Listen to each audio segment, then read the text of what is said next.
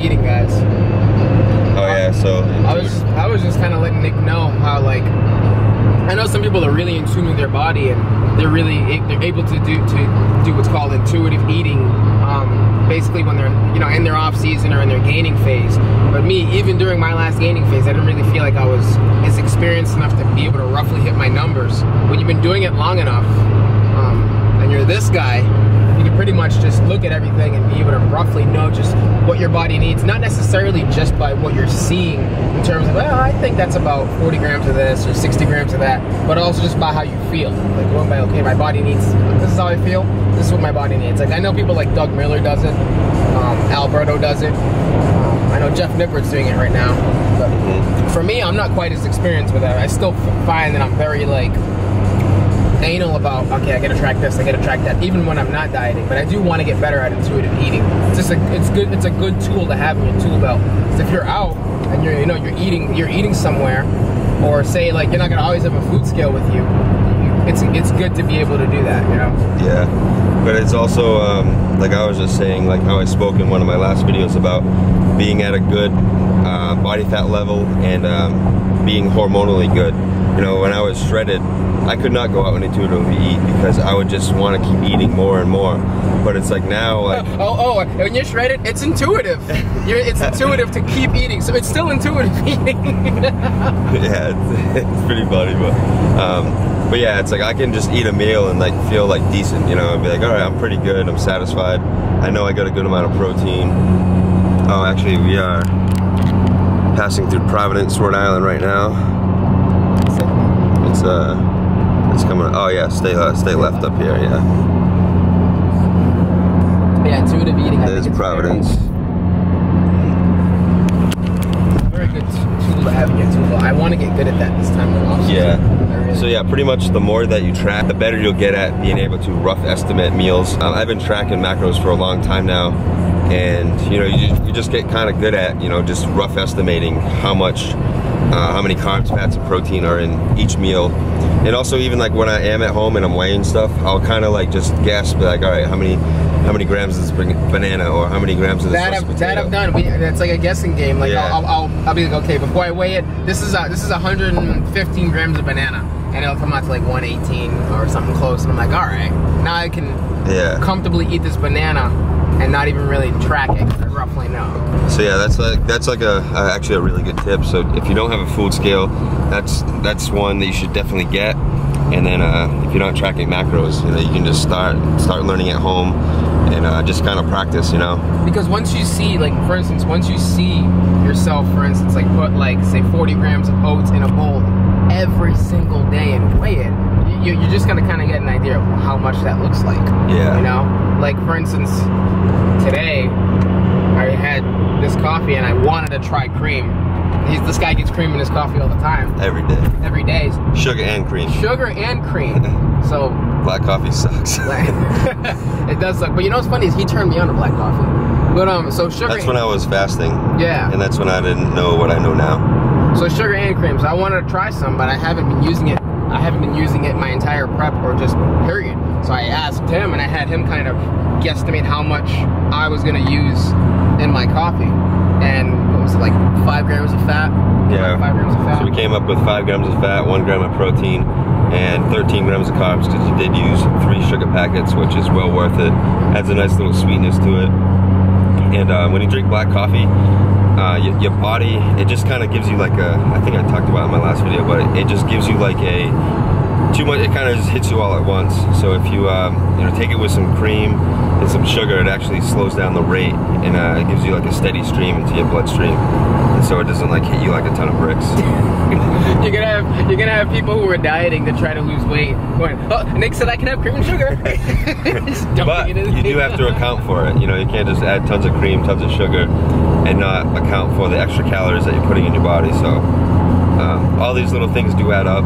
You know, a lot of people drink soda and they don't realize that it has calories. You know, they're just sucking down like 250 grams, 250 calories, yeah, not even knowing it. I agree. I think soda is the easiest and worst way to get your calories up, because like, what does a typical person do when they go out? When you order your appetizers and they say, oh, what would you like to drink?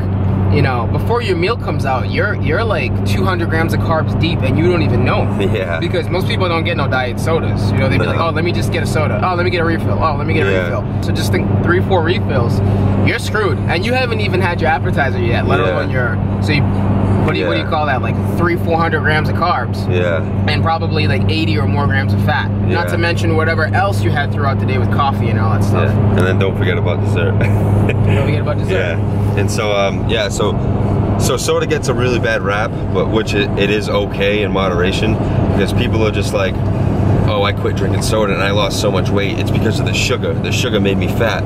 No.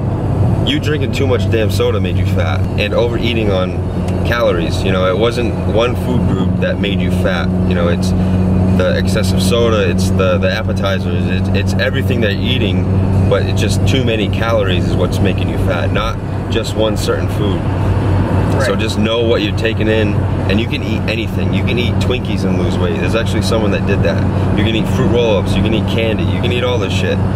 But you have to take into consideration the calories of each thing that you're eating and keep it balanced. And of course, you know, you gotta eat you gotta eat vitamins. You gotta eat veggies, you gotta eat fruits to hit your micronutrient needs. Yeah, those nutrient-dense foods are important. It's just all about balance, and you don't have to be super strict. You know, you don't have to eat chicken, rice, and broccoli to lose weight, because that's. You know what's funny? You know what's funny is, like, me and him were actually talking about, like, when we first pretty much like learned the whole macro thing, we kind of just had that mindset. And it's funny because like we both agreed on it when we met each other. Like, I first started tracking macros and I'm going to the gym and I'm dieting, and I'm just like I'm the shit. You know, I'm getting shredded off of, you know, pancakes and all this stuff. But like, I mean, yeah, that's good, but that's also really, really, really bad, because now you're gonna make 90 to 95% of your foods all crap, and then have, like, you know, what, like a quarter cup of broccoli or a quarter cup of veggies. So you gotta have that balance, like he's talking about. You know what I mean? It's good to be able to, you know, see yourself get really lean.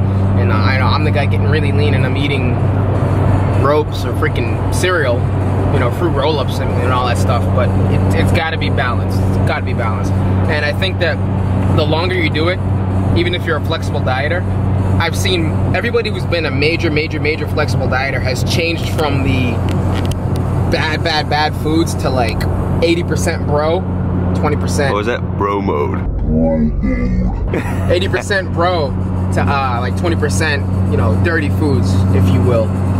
Just because the longer you do it, you realize there's more benefits. Like, for instance, I'm a flexible dieter, but from dieting down, I can tell you from experience, my strength, energy, and recovery is better on nutrient-dense foods. I'd rather use 500 grams of potato. It's so easy to get 70 grams of carbs in a breakfast cereal, and you'll be hungry not even like 40 minutes later, or 30 minutes later. But if you eat all that potato, you stay full for so long. Like last night, I ate 850 grams of potato. Do you know what that does to my life? It was so good, I was sweating while I was eating it. Hell yeah. That thermogenesis. Oh man. But yeah, voluminous foods are definitely really good to have too. Yeah. So yeah, I am bulking, and I am roughly like 205 pounds right now. And you know, I don't want to cut to drop body fat and be shredded. I just want to be a little bit lighter, you know, like, so I want to kind of stay in the 195 pound range. So, you know, 200 max, you know, 200 on, you know, my highest day. Like, I don't want to be waking up consistently in the 205 pound range, you know, because it's just like for skating, I mean, don't get me wrong, I still feel good, but I feel like I would break less boards. And plus I want to keep my relative strength as far as like body weight to strength ratio in a better range, instead of me, you know, because I could just keep eating and be, you know, 210 pounds, but that's not going to benefit my strength at all. And you know? That's what I was going to go right into, is kind of like, I started this diet at like 183.5, and I'm like, I was just telling him, when I diet down, I mean, when I'm in my next off season, I see no reason to be over like 168 and 170. Take what you need in terms of calories and body fat to be able to progress in the gym, and then anything after that, it's kind of just dead weight. Yeah. And it's gonna drop things like, you know, your Wilks score if you're concerned about that. Just like he said, your strength to weight ratio. And moreover, most importantly, if you do decide to diet down, now you have more work to do. like I didn't want to start 34 weeks out, trust me.